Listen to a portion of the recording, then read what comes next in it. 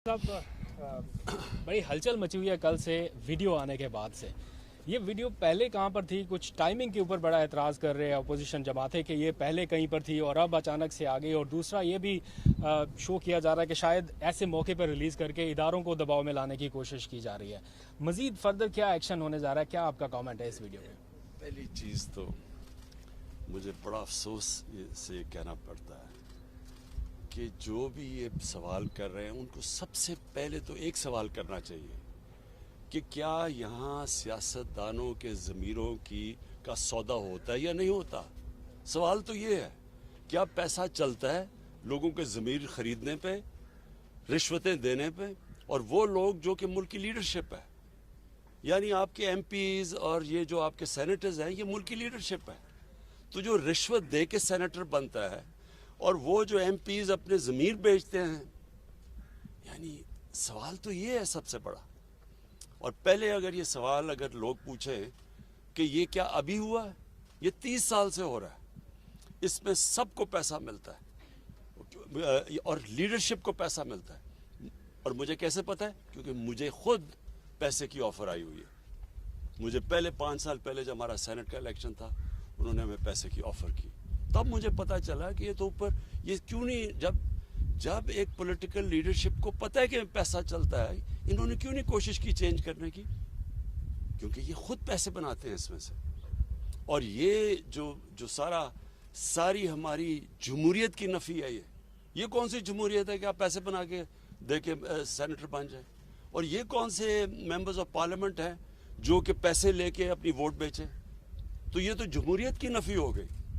और ये सवाल पूछना कि वीडियो मेरे पास थी, मेरे पास अगर ये वीडियो होती तो वो जो हमने 20 लोग निकाले थे, उन्होंने 2 ने तो मेरे पे केसेस किए होते, मैं अदालत में क्यों ना ये वीडियो ले जाता अगर मेरे पास होती।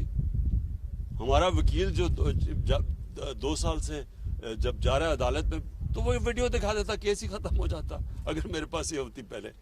सवाल ये नहीं है, फिर से मैं कहता हूँ, इन लोगों ने ये चोर जो अपने आप को सियासतदान कहते हैं, ये जो पीडीएम के अंदर ये जो सारी अपनी चोरी बचाने के लिए यूनियन बनी हुई है, इन सारों से सवाल ये पूछना चाहिए कि जब आपको पता था 30 साल से, तो मैं तो बाद में आया हूँ, 30 साल से आपकी पार्टी पावर में है, क्यों नहीं आपने इसको रोकने की कोशिश की?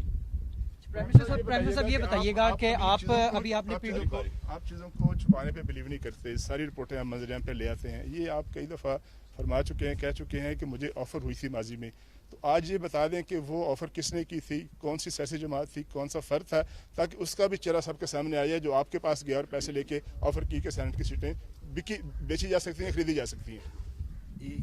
मुझे एक आदमी ने ऑफ़र नहीं की, कई लोगों ने ऑफ़र्स भिजवाई हैं कि अगर आप हमें इस सेनेट की सीट दे दें तो कहीं हम इतना पैसा देने के लिए तैयार हैं, आप शौकत खान हमें दे दें। इस तरह की ऑफर्स होती है। एक मिनट सुन ले देखें, एक ने नहीं दी, कईयों ने दी है। और ये मुझे नहीं मिलती, मेरे और लोगों को जो और मेरे मसलन जो समझते हैं ना पार्लियामेंट्री बोर्ड में है, उनको भी लोग पैसे ऑफर करते हैं कि जनाब अगर सेनेटर बना देती थी। इस वक्त बलूचिस्तान में एक सेनेटर बनने का जो रेट जा रहा है 50 करोड़ से 70 करोड़ पे जा रहा है, कि एक सेनेटर बनने के लिए तकरीबन 50 से 70 करोड़ रुपए वो खर्च करेंगे बनने के लिए। तो मुझे बताएं कि उन्होंने क्या बलूचिस्तान की, वो जो इतना पैसा खर्च करेगा वो कोई हातम ताई तो नहीं है, वो आके पैसा बनाएगा। तो पैसा किससे बनाएगा? पाकिस्तानी अवाम की खाल खींचेगा, पाकिस्तान का खून चूसेगा, इस तरह ही पैसा। कोई वो 70 करोड़ रुपया, कोई 50 करोड़ रुपया ऐसे तो नहीं खर्च करता। प्राइम मिनिस्टर साहब ये बताइएगा, प्राइम मिनिस्टर साहब ये बताइएगा, अभी आपने जिस कादिर ने वीडियो का जिक्र किया, सर इसमें जो जिन्होंने पैसा लिया, जिन्होंने दिया, वो तो सामने आ गए। इसके नतीजे में जो सेनेटर्स मुंतखब हुए, आपने तो कल कार्रवाई की और अपने वजीर कानून को आपने हटा दिया, लेकिन इसके नतीजे में जो सेनेटर्स मुंतखब हुए, आपको नहीं लगता कि इलेक्शन कमीशन को उनके खिलाफ आर्टिकल 62-63 की कार्रवाई करनी चाहिए? और साथ ही सर, इस वीडियो के आने के बाद मौलाना फजलुर रहमान ने आपको उनसे सियासत सीखने का मशवरा दिया, इस पर भी कमेंट करते सर। देखें, इसमें जो ये इनकी जो लीडरशिप है दोनों मेन पार्टीज की और फजलुर रहमान, ये सबको पता है कि पैसा चलता है। और फजल रहमान तो सबसे ज़्यादा पैसा बनाया इसने। इसकी पार्टी में तो वो सेनेटर बन गए जो JUI में नहीं थे, वो बाहर से आके सेनेटर बन जाते। कैसे बनते? सवाल तो इनके ऊपर करना चाहिए। और देखें इस वक्त सबसे इंपॉर्टेंट चीज़ क्या है, सेनेट इलेक्शन आ रहा है। अब क्या हमें जब पता है कि ये पैसे की पूरी एक सियासतदानों की मंडी लगी हुई है, रेट्स फिक्स हो रहे हैं, तो क्या हमने इसी सिस्टम के तहत इलेक्शन करवाना है? जब ये दोनों पार्टीज ने चार्टर ऑफ डेमोक्रेसी में वाजे कहा था, इनके चार्टर में लिखा हुआ है कि ओपन बैलेट होनी चाहिए। पिछली बारी ये नून लीग ने बार कहा कि जब ओपन बैलेट होना चाहिए, मैंने तायद की नून लीग के हाँ जी ओपन बैलेट होना चाहिए। आज ये क्यों पीछे हट गए हैं? मैं तो ये सवाल पूछ रहा हूं। जब पता है अब असल इशू ये है, सेनेट इलेक्शन बाद में तो तफ्तीश करते रहें। इशू ये है कि क्या सेनेट इलेक्शन हमने इसी करप्ट सिस्टम के जरिए लड़ना है या ट्रांसपेरेंसी लेके आनी, ये सारा इशू है बस। अच्छा प्राइम मिनिस्टर साहब, पाकिस्तान एक ज़रूरी मुल्क है और हमने देखा है कि कल भी कैबिनेट ने गंदम और चीनी इंपोर्ट करने की बात की है और उसकी इजाज़त भी दी है। ज़रूरी मुल्क होने के बावजूद हम चीज़ें इंपोर्ट कर रहे हैं खाने पीने की। साथ साथ हमने देखा कि कंस्ट्रक्शन के ऊपर आपने पूरा जोर लगाया, उसके नताइज तो सामने आए, लेकिन अब ज़राअत के ऊपर भी आप मीटिंग्स कर रहे हैं। सर हम जहाँ भी जाते हैं लोग हमसे कहते हैं आप वज़ीर आज़म से बात करते हैं तो उनसे पूछे इतनी महंगाई क्यों हुई? सर ये इस हवाले से ज़रा आवाम के जो खदशात हैं उस पर ज़रा जवाब। देखिए ये बिल्कुल ठीक बात है आपकी। महंगाई की सबसे बड़ी वजह क्या है? जब रुपया गिरता है, जब डॉलर के मुनिस्बत रुपया गिरता है तो वो महंगाई बढ़नी होती है। क्यों? सारी चीज़ें जो बाहर से आप आती हैं महंगी हो जाती है।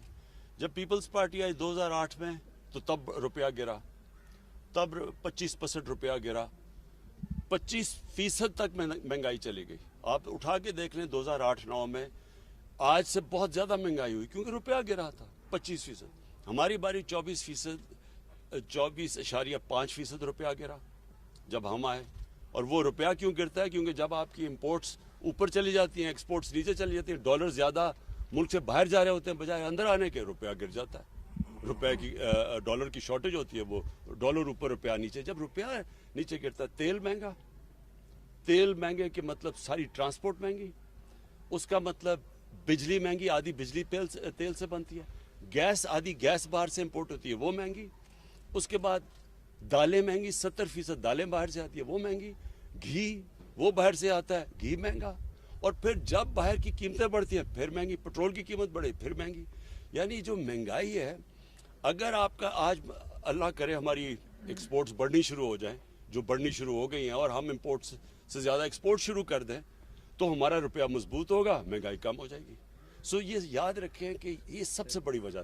दूसरी वजह बदकिस्मती से ये थी कि हमारी 2 बारिशें मौसम की तब्दीली की वजह से गलत टाइम पे आ गई, तो जो हमारी गंदम होनी थी अच्छी भली, वो हमारी बारहनी गंदम कम हुई, तो जब उसकी कम हुई तो इंपोर्ट करनी पड़ गई।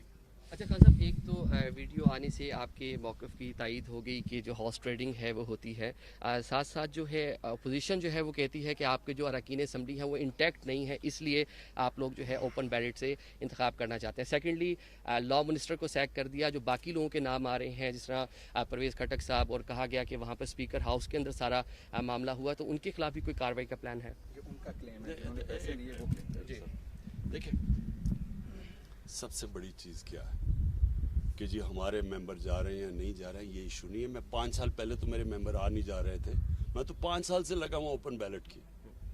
मैं तो जब ये नून लीग ने कहा कि ओपन बैलेट होनी चाहिए, मैंने तो तब तायद की इनकी।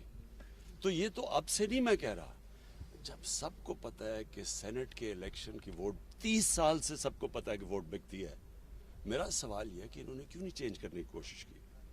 और फिर ये जो कहना कि हमारे मेंबर जा रहे हैं या नहीं जा रहे, ये याद रखें गवर्नमेंट के लिए ज़्यादा आसान है, हमारे लिए अपनी जितनी हमारी सीटें हैं उनसे ज़्यादा हम ले सकते हैं, क्योंकि गवर्नमेंट के पास पावर होती है। इसलिए तो गवर्नमेंट में आके कोई बदलता नहीं है, बाहर कहता है, गवर्नमेंट में आके नहीं करते। हम गवर्नमेंट में बैठ के कह रहे हैं कि ये ओपन बैलेट होनी चाहिए, जबकि मैं आज आपको कह रहा हूँ कि यही लोग रोएंगे जबकि देखें जी तहरीक इंसाफ की सीट से ज़्यादा मिल गए हमें सेनेटर्स, ये लोग रोएंगे। अभी मैं आपको कह रहा हूँ क्योंकि हम ज़्यादा सीटें ले सकते हैं। हम एक मुल्क में चेंज लेके आ रहे हैं कि जब करप्शन ऊपर से शुरू होती है, जब आपकी पॉलिटिकल लीडरशिप करप्ट होगी तो क्या थानेदार और पटवारी ठीक हो जाएगा? ओके जी, आखिरी सर अब्बास समर टीवी से सर लाइटर मूड के अंदर सियासी बातें हो गई। आपके सियासी फॉलोअर्स के अलावा क्रिकेट के फॉलोअर्स भी बहुत हैं। 18 साल बाद साउथ अफ्रीका को हमने रावलपिंडी में सर शिकस्त दी। टीम पूरा साल बहुत सारी क्रिकेट उससे खेलनी है सर, कुछ तवज्जो दे रहे हैं सर? मईशत के ऊपर भी आपको अपडेट्स मिलती होंगी, क्रिकेट के ऊपर भी अपडेट्स मिलती होंगी, तो क्या समझ रहे हैं कि सर बेहतरी की तरफ हम जा रहे हैं? पूरा साल पाकिस्तान के अंदर सबसे ज़्यादा क्रिकेट है, अच्छा अचीवमेंट। देखिए सच आपको बताऊं तो मुझे क्रिकेट के ऊपर कोई ज़्यादा टाइम नहीं, बल्कि मैंने मैच भी नहीं देखा। मुबारक तो टीम को देता हूं, लेकिन मुझे मैच देखने का मौका नहीं मिला। लेकिन मैं आपको एक चीज़ कहना चाहता हूँ, जो बुनियादी स्ट्रक्चर है पाकिस्तान क्रिकेट का वो ठीक कर लिया। जो मैं बड़ी देर से कह रहा था कि इलाकाई क्रिकेट होनी चाहिए, ये ठीक हो गई। अब इसमें से वो पाकिस्तानी टीमें बनेंगी जो कि वर्ल्ड बीटर्स होंगी। अभी तक हम अच्छी टीम है, हम वर्ल्ड बीटिंग टीम नहीं बन सके अभी तक। उसकी वजह ये है कि हमारा जो बुनियादी क्रिकेट स्ट्रक्चर था वो गलत था। हिंदुस्तान ने अपना स्ट्रक्चर ठीक कर लिया है, हिंदुस्तान एक दुनिया की बेहतरीन टीम बनती जा रही है। हमारा स्ट्रक्चर क्योंकि ठीक नहीं है, हमारा टैलेंट ज़्यादा है, मेरे हिंदुस्तान से बहुत ज़्यादा टैलेंट है यहाँ, लेकिन हम जो हमें जिस तरह की परफॉर्मेंस देनी चाहिए वो हम नहीं दे सकते। तो असल चीज़ ये है कि जो बुनियादी स्ट्रक्चर है वो ठीक करें, वो इन्होंने ठीक कर लिया। अब इसके ऊपर बिल्ड करेंगे, थोड़ा टाइम लगता है, जो टैलेंट पॉलिश होने में 2-3 साल लगते हैं, लेकिन इंशाल्लाह हमारी टीम वर्ल्ड